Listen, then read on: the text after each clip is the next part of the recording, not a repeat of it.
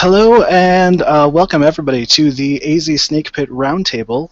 Today is July 13th, 2050. Wow. We are already off to a great start in my inability to tell you the date. It is July 13th, 2014. This is your Snakepit Video Roundtable episode number 53. And I am Kishi. I am your only panelist at the moment. We'll see if that changes as we go on. Yeah, so let's have a little talk about our Arizona Diamondbacks, shall we? It was a somewhat disappointing week for the Diamondbacks, but it is entirely probable that we could just say that about, I don't know, every week the Diamondbacks have played baseball this year. I really can't think of a time that I have looked at the Diamondbacks week and thought, hey, good job, guys. They...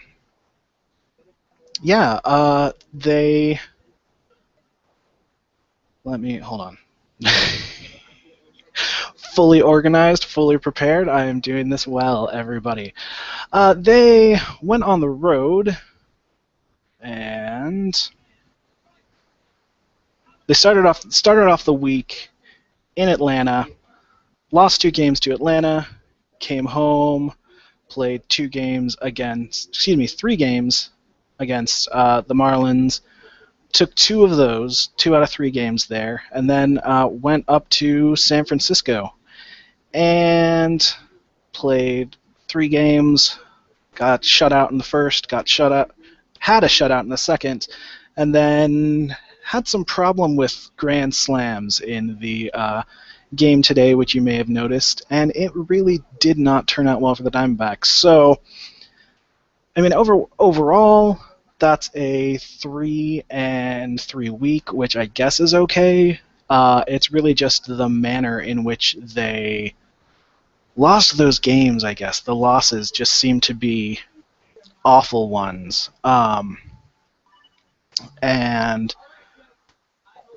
So they, more problems with the... more problems with the bullpen. Addison Reed struggling, giving up some runs, running into issues in the running into issues with the pitching in San Francisco, not having the offense on Friday nights. That's not going to lead to a good week for the Diamondbacks. So, and we have James joining us. Any thoughts about the Diamondbacks week? Other than the fact that I'm glad it's the All-Star break, so we all get a couple days off from watching them reenact the Ziegfeld Follies on the baseball diamond. Not really much. Trades have started, but we haven't done anything significant. And it looks like it could be a while before we promote anybody, so I'll just be glad that we all get a few days off. Hopefully the rest will do some players good, and we'll see what happens when we come back. Yeah, I feel like sometimes that's about all we can hope for, is getting a break. And we have more people joining us, so you don't have to listen to me ramble and stall as I consider how I'm going to fill up all this time. Fabian is with us. I believe that's you, right? Yes. What are your thoughts about the Diamondbacks last week? It was solid, I guess, to say the least, but the series against San Francisco was alright, basically what we expected. Before that series against Miami, I think finished pretty well. I think we showed signs that we can compete against the mid-range, mid-level teams, and that's sort of promising for the second half of the season. Also, haha, surprise mystery panelist, whose camera isn't working. But I'll jump in here. I wasn't supposed to be here, but I got out of work early, and I've been drinking a little bit, like 2 beers. But so that'll be fun. But to top off the Diamondbacks week, winning the season against Miami, though in all honesty, should have been a sweep if Addison Reed wasn't such a Madison. horrible human being. He pitches bad, and he should feel bad.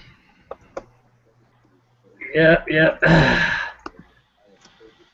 But yeah, I think today I only saw. It was like, oh, I'm on break right now. Look at my phone. Oh, holy crap! That was my analysis of today's game. Oh, you gave up a grand slam to the opposing pitcher. That's cool. My introduction to the game was I looked at it on my phone. I looked at the score at one point, and it said 1-0. And literally, as I was looking at it, it then flipped over to 4-1, as we'd just given up the first grand slam. Any game which you have to include a modifier of the first grand slam is not one to be pleased with. Not usually. But yeah, the All-Star break is coming up, which is kind of a blessed relief. We've got 2 players going. Paul Goldschmidt proving that even if democracy is a sham in baseball in the time of the internet, it can at least be a sham in our favor. Getting a starting position at first base that he completely deserves. And Miguel Montero taking Yadier Molina's place in as Molina is out with an injury, which personally I was not terribly displeased to see Yadier Molina miss the All-Star game, if only to vindicate the Milwaukee Brewers political ads about how Yadier Molina was a good player, but can you really vote for him knowing that he's a Cardinal? What do you guys look forward to in the All-Star game? I just want to add, with those political ads, they totally stole the idea I had 2 years ago when Aaron Hill was in the final vote, and I made a YouTube video of basically a sort of political ad accusing David Freese of, I believe it was making kitten sweatshop labor, which he's never denied, by the way. So, Amy Milwaukee. I think David Freese needs to address the controversy, and just finally own up to his terrible choices. Going back to the All-Stars we have, we've mentioned before, Goldschmidt is by far deserving to be an All-Star, deserving to be a starter. I don't think even around the league, you see it around league management and league baseball writers, but you still don't really see it in public opinion that often. People talking about Paul Goldschmidt as one of the top 10 players in baseball, but I think the fans finally have started to speak out for Goldschmidt, especially here in the Valley, and that's sort of showed in how he was voted into the All-Star game. And for Miggy, I'm happy for Miggy. He's had a bounce-back year, and it's an injury replacement, but it's still an All-Star selection nonetheless, the second of his career.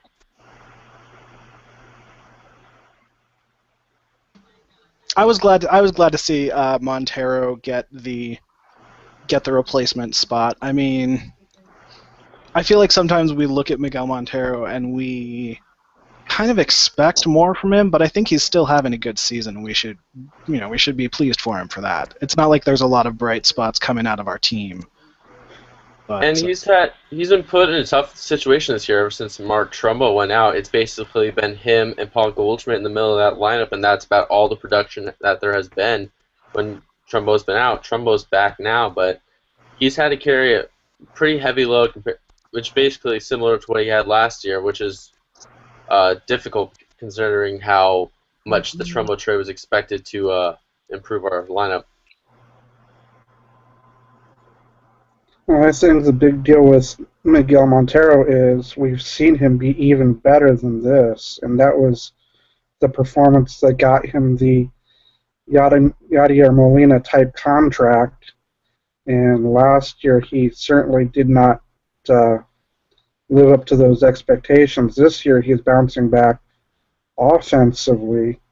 His defense, though it's getting better, it certainly was not very good to begin the season, and that used to be one of his strengths. So I think that's where a lot of the flack comes from, and I think that's where a lot of the disappointment with Miguel Montero comes from.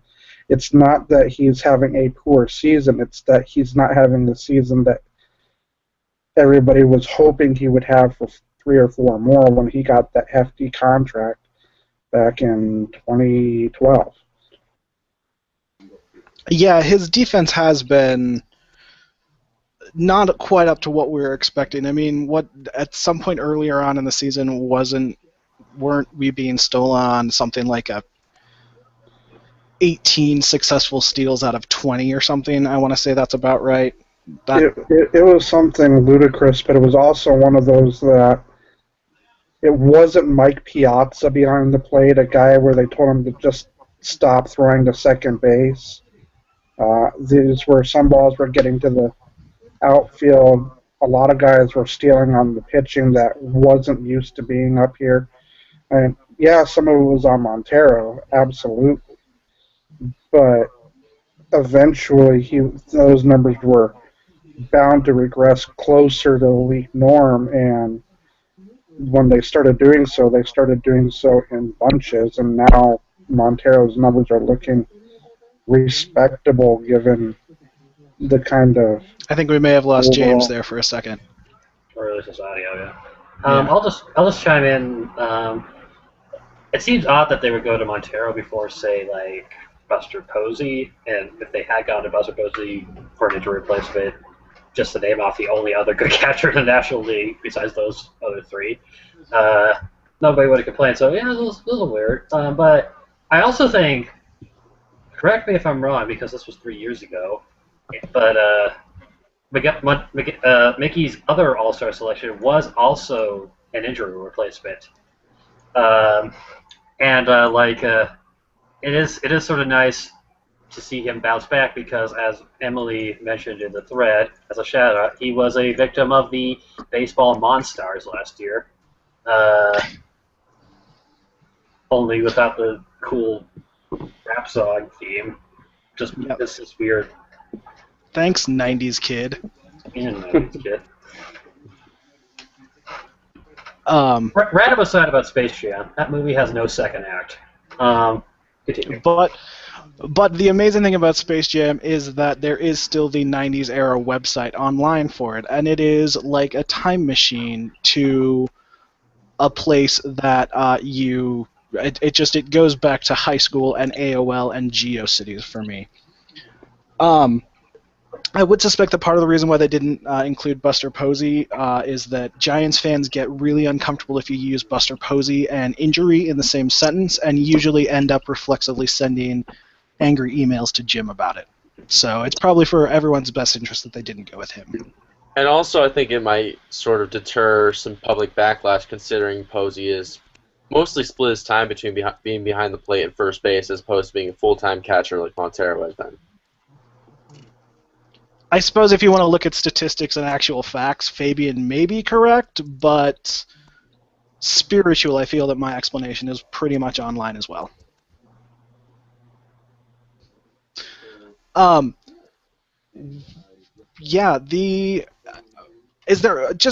whole All-Star game itself seems to have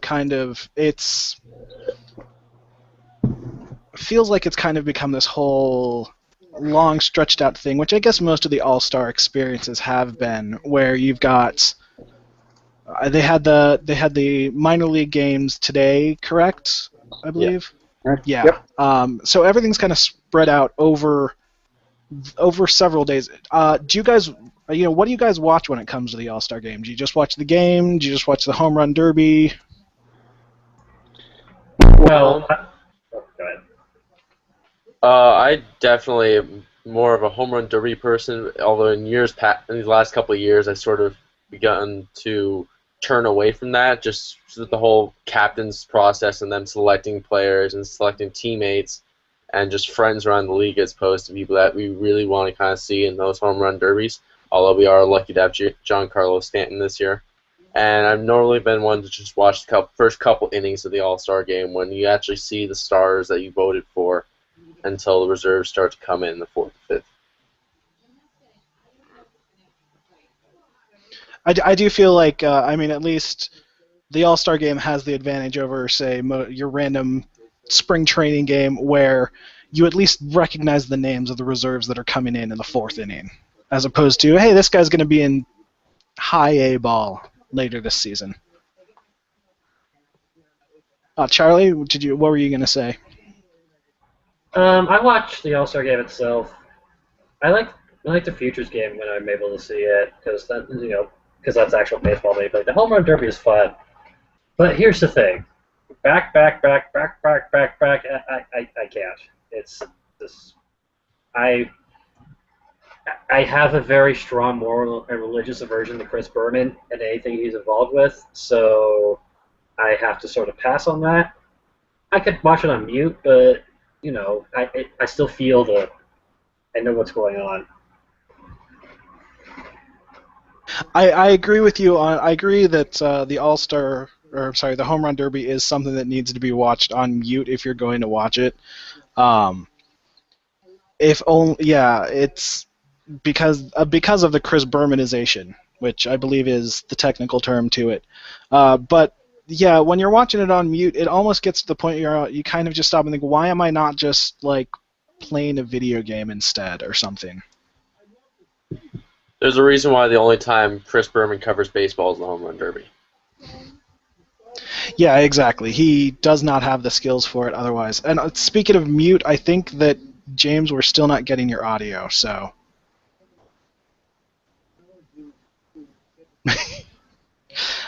yeah.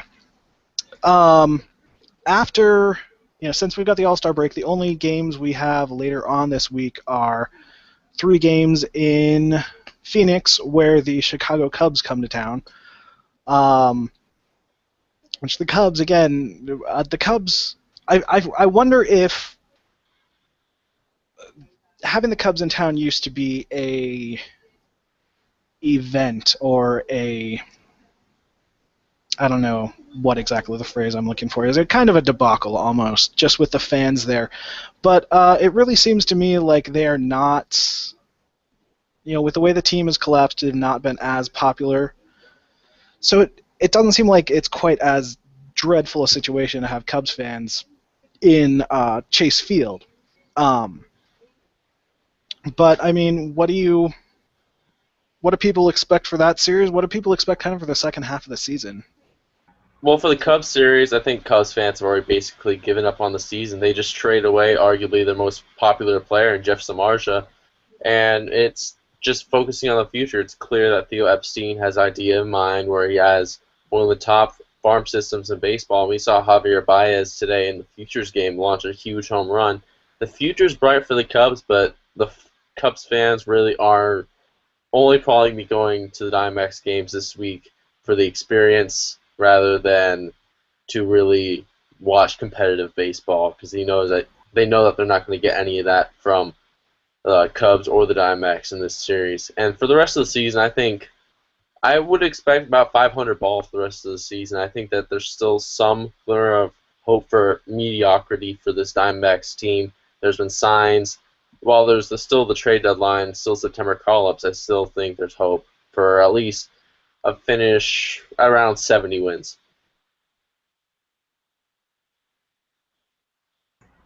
Yeah, that seems about right. And I was going to say, if Cubs fans were really discerning about watching quality baseball, they would have given up a long time ago. I don't know. I expect pain, just in general. There might be some fun things to. I lost my train of thought. There might be some fun things to see in the end of the year, but this is just feeling like 2009 or 2010, where you're watching baseball games because they're on. You're not watching because you're you want to see a good team or you want to see maybe some hot prospect maybe play. No, you're just watching out because the alternative to that is just sitting on your couch staring at the middle distance and thinking about death.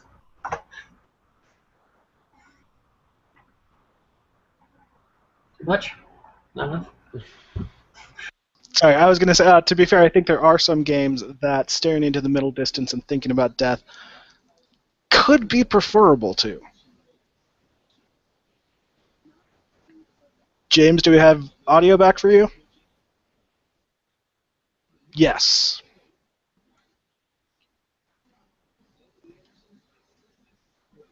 What are anything you're looking forward to for the second half of the season?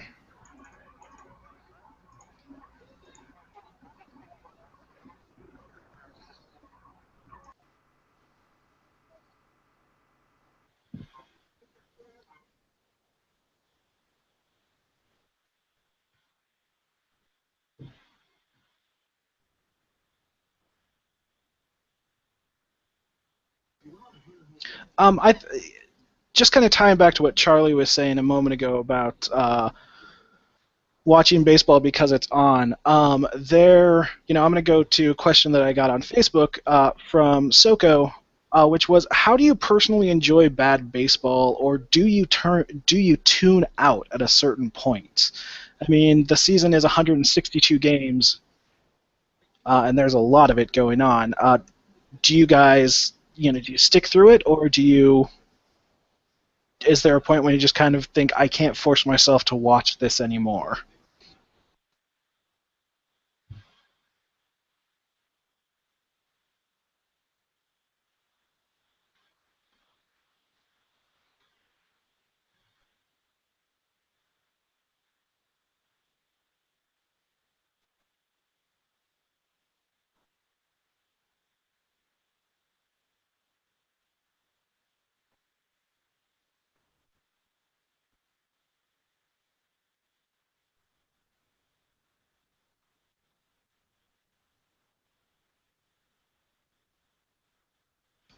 Charlie, Fabian, either of you have any thoughts on this? I think that there's certain series that you see on the schedule. You can sort of realize if it's, say, Diamondbacks, Padres in the beginning of September, right before the major call-ups come up, and you see that it's a day game after a night game, and you realize that you're probably not going to want to watch that game. It's probably going to be another just belated game. So, yeah, there comes a point where you sort of tune out, and then you sort of, even the comedy of you watching a team that's as horrifically bad as we've seen, it sort of starts to wear off.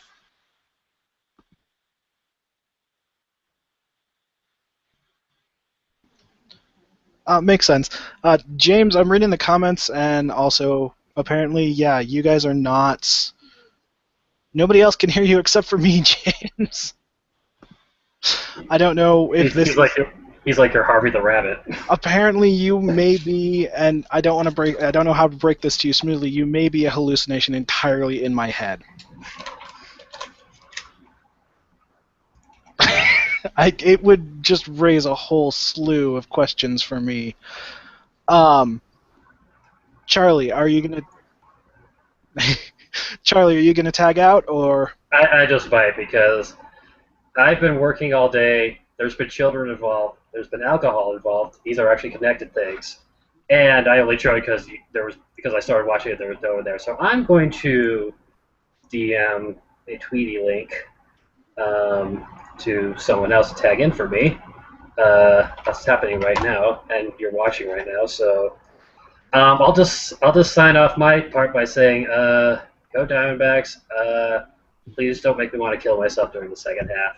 See you next week. Charlie always closes on the most cheerful of phrasings there, I think. Let's see. I did have some other questions, too, that I wanted to ask. James, if nobody else can hear you, do you want to maybe try to log out and sign back in again and see if that makes a difference? Okay. All right. So that leaves the two of us, Fabian. I did have some other questions people had asked about the Diamondbacks. One of the big stories, obviously, that's come up in the past couple of weeks is Bronson Arroyo and apparently the complete disintegration of muscle tendons when you get badly injured and then pitch for another 6 starts. The question that I got from Four Corners fans was, do you think that Arroyo sort of didn't take the sore elbow seriously enough because he has rarely been too injured and thought it would get better? To what degree should the training staff be held responsible for not catching it? I think there's been multiple cases where there's been pitchers that go out there and they've been reported to not even either acknowledge elbow pain or to completely understated in general, because apparently the reports are Arroyo claimed that the pain started after his complete game against Washington. That was in early May, and he continued to pitch. And he pitched somewhat well with some decent success after that. He being a person that has only been on the disabled list one time in his career, and that is now, is probably someone thinking that it's just another injury that he picked up throughout the course of the season. It's something that he's used to dealing with. So I'm not even sure if it's necessarily negligence on the training staff's part. It's just possibly the ego or pride of Bronson Arroyo, or just the naivety of not really understanding that he actually was hurt. Yeah, I'm not sure on that one. He obviously felt something, but at this point, I don't know that we can really blame anyone just because it's already to this point, and there's not much we can't go back in time and all, that fun stuff.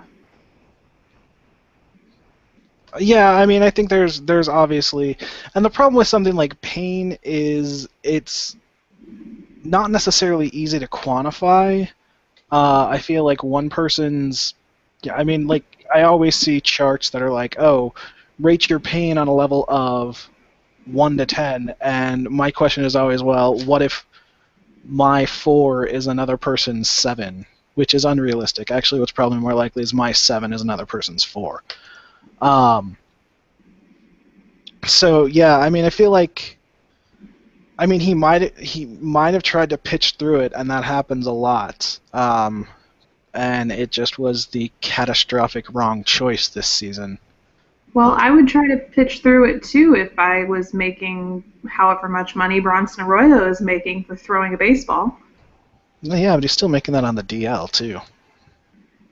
Yeah, I guess, but still. He has a team option 2 years. And I know that he knows that he came to Arizona to contend, and he's a type of pitcher that contenders are looking for. He wants to really still be available in that trade market, and it's not really plausible to trade for an injured pitcher on the market, and that makes now 3 pitchers on the Diamondbacks roster who now have Tommy John.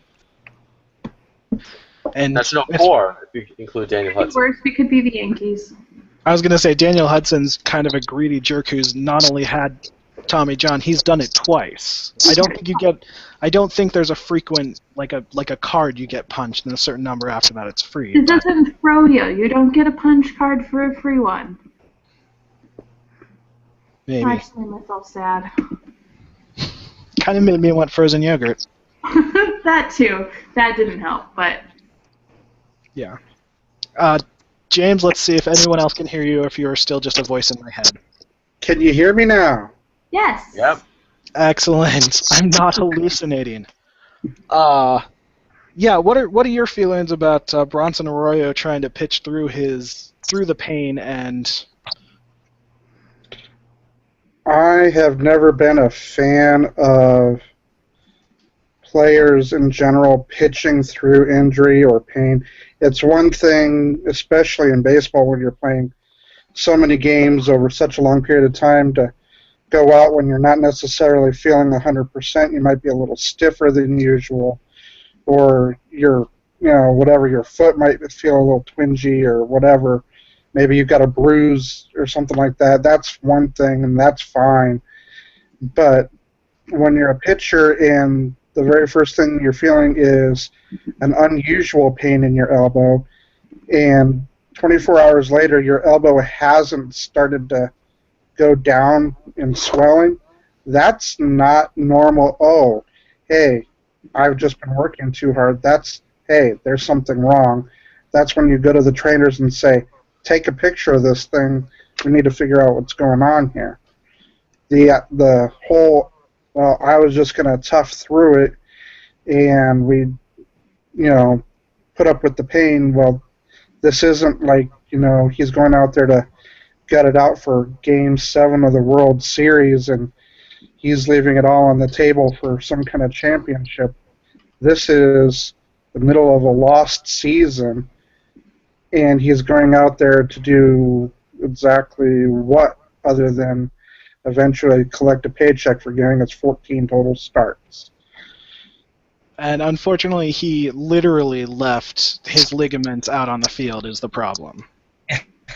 Yes, he did. You leave everything out there. It's not a joke.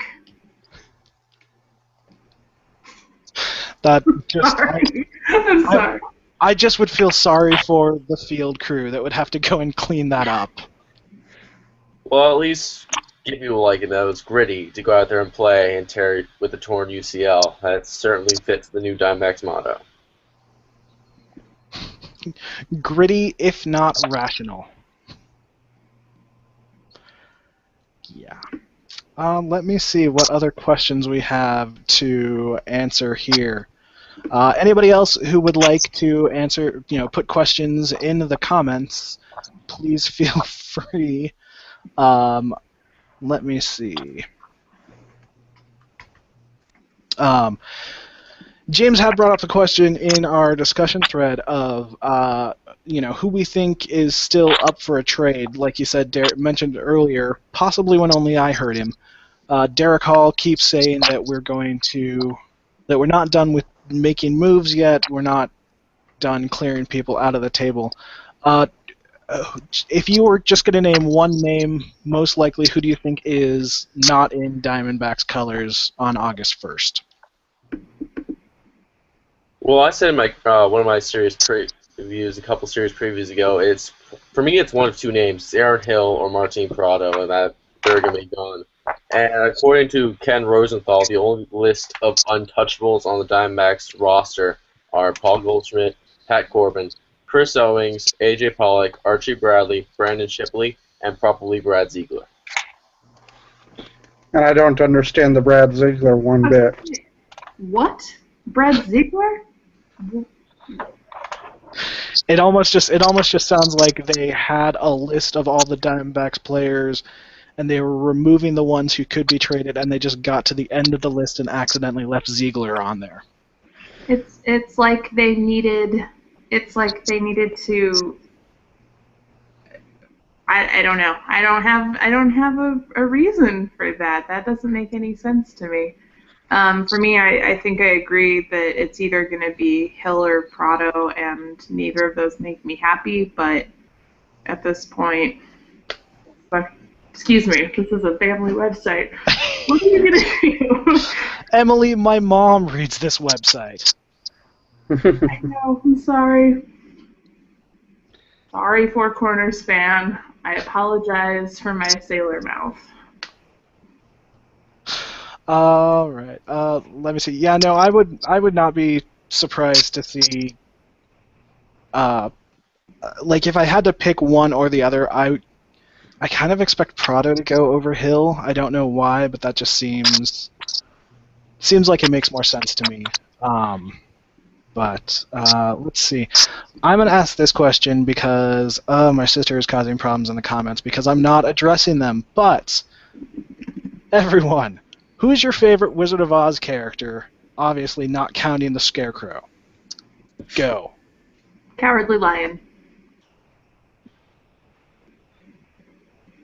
I think that's a good. I think that's where I'd go. Cowardly Lion as well. I just like the monkeys on the Yellow Brick Road. Also a good choice. Yeah.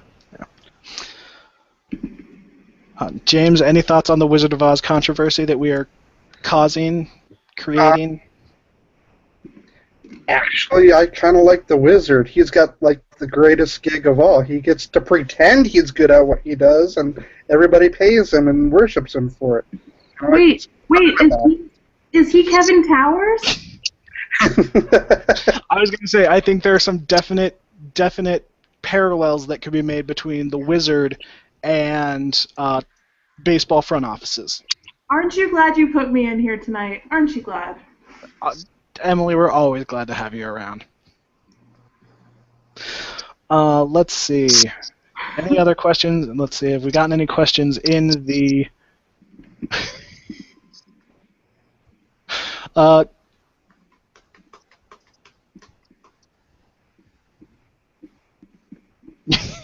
Yeah, I was gonna say I did like the Jay-Z picture behind Emily there. That was... Are you pointing? Okay, Yeah, all right. I was pointing at it. Good. Other question. I'm just going to answer this one really quick. Again, this one's from Four Corners fan, because apparently I'm just going to answer all the questions from people I'm related to. Did FIFA outlaw Vuvuzuelas after the 2010 World Cup? Yes, they were explicitly banned at World Cup games this year. Probably for that. Because FIFA hates fun. There's just no way around it. They wouldn't let that guy take bites out of people, so obviously they don't like fun. Cannibalism. You're thinking of cannibalism, not Right. fun. Yeah. Are we sure? Are we sure they're different?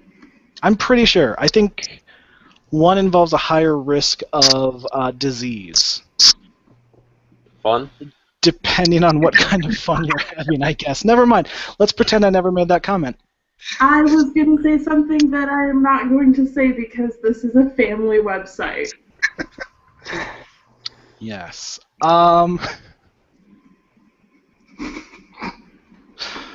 Other questions that we have. This is actually a question that Emily asked on Facebook that I would like to specifically address. Why did grown-ass men use the phrase friend zone in a serious manner, and what the family show am I supposed to respond to it with? Silence and just glaring, I think. And because I don't think you ever need to actually specify anything other than that after they use that phrase. I unfollowed him on Twitter, and that'll probably make more of a difference for him than me saying anything. So he'll notice that I unfollowed him on Twitter and be like, well, what are you doing? Why aren't you following me on Twitter anymore? Because you're a jerk. I think that's good. I don't know that I meant that one to actually be addressed in the roundtable. It was just a question that was on my brain when I saw that thread. You know what? I mean, honestly, it was there, and I have a particularly strong aversion to any guy who tries to use the excuse of the friend zone or complain about the friend zone, because nobody has an obligation to be romantically interested in you. And, you know me. I've got a platform on the internet. Apparently I'll use it for whatever I want. Any thoughts on that from you, Fabian or James? I've lived the majority of my life in the friend zone. I see absolutely nothing wrong with being friends and lacking romantic interest in somebody. It's not a choice. It's just where you are, and I guess the sooner you accept that, the sooner you can move forward. The friend zone's not a thing. I'm not obligated to have any interest in you no matter what. So stop telling me that, oh, she's a terrible person because now we're not whatever. I don't know. Because now we're not whatever. Yeah, no, it seems like it's generally, when it's used as something someone is complaining about, it's that they are feeling romantically rejected and then deciding that they're going to use that as a complaint, as something they're going to harp on somebody else for not being interested. It's fun. It's a good time. Yeah. Well, that's fun. Let's see. Slightly related question. When am I going to stop loving Adam Eaton? Never. He made a great catch last week for the White Sox. Great catch in center field. Every week. I log into Tumblr and it's just made into GIFs and thrown in my face, and all I have to do is sit there and go, God, I miss that guy. Wait until AJ Pollock comes back, hits 300, and is in the final running for a Gold Glove. Maybe then you'll get over it. All right, maybe. And if David Peralta keeps hitting, which he has been so far.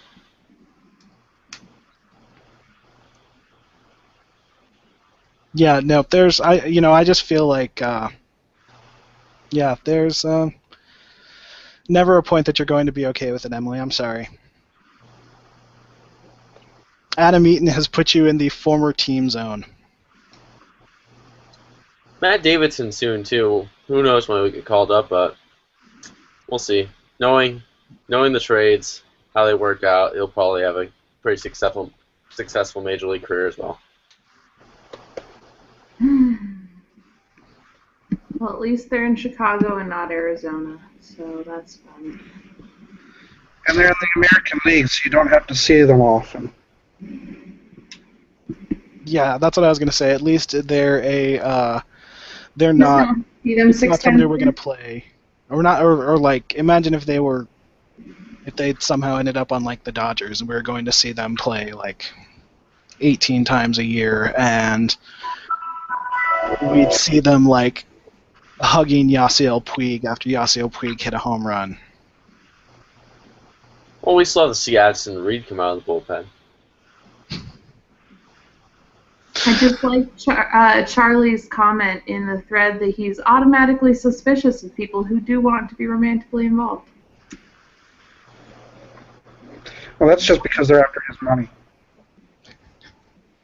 Or they may have ties to whoever that mysterious organization was that tried to kidnap him in the season finale of last year's AZ Snakepit Roundtable.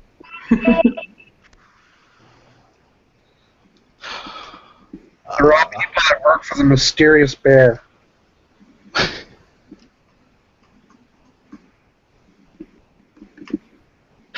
All right, let's see. Any other questions that I think need some attention? Not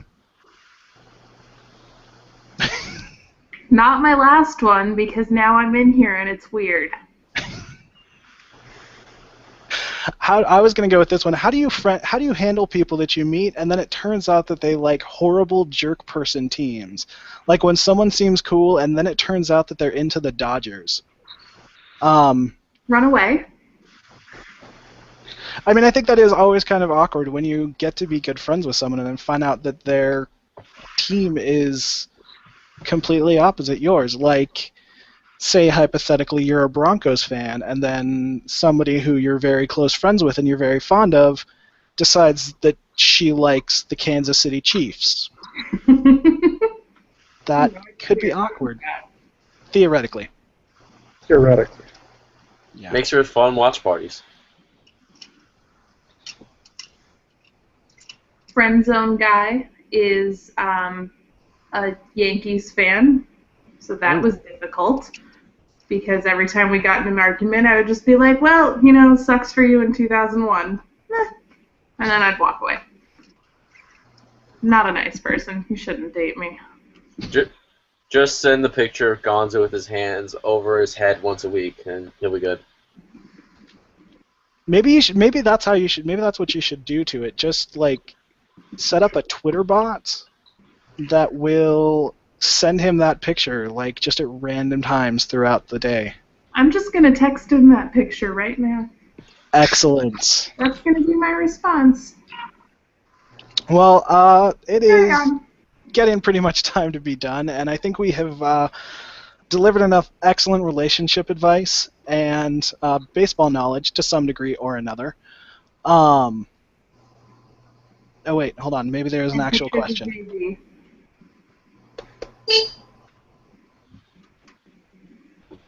I don't know. My sister's saying she asked an actual question, but I'm not seeing it in the comments thread. I'm looking for it because I saw that too. Oh, real cute. Super basic, but at this time, who are your picks for the World Series? But be real, but also be imaginative. Subliminal hashtag Mariners. Well, it's not subliminal. I would love to see the Mariners, but I really think that the A's will end up beating them in the ALCS. They can't beat them in the ALCS. It'll be the A's instead of the Mariners. I guess they could. I think it'll be the A's. And for the National League, I don't really care because they're all terrible and I hate them. I love great pitching, so I'm going to go Cardinals A's.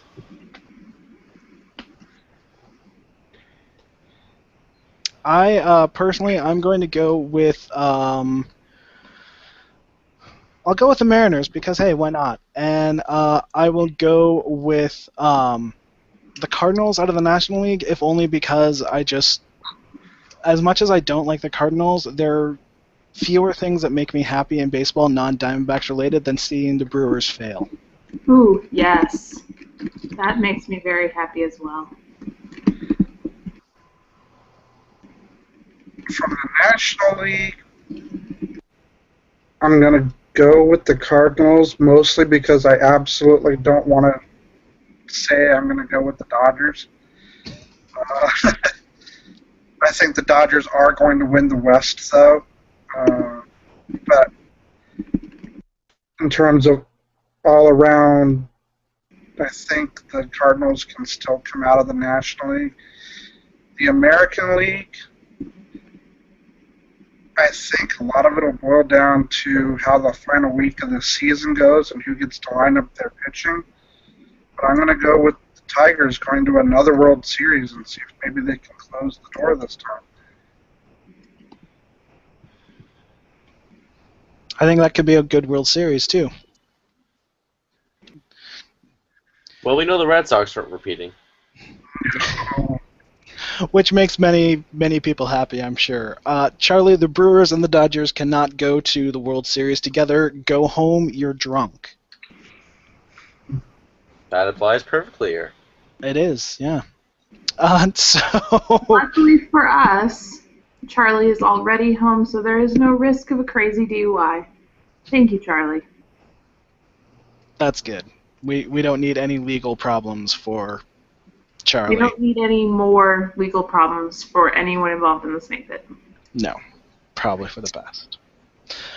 Yeah, so I think we will wrap it up there. Thank you guys for watching. Go to the Snakepit all the time, constantly. You should just have your Google Glass up, reloading all the time with it.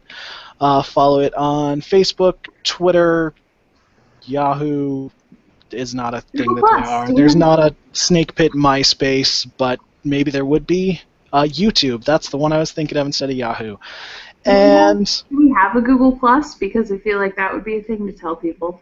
We do have a Google Plus, I think. Google Plus. Let's be honest. Since we have a Hangout. Who uses Google Plus? We are right now. I was going to say we're using it right now. Other than this, not Google Plus. Other than this, never. Other than this and Stratomatic Baseball, I have never used Google Plus.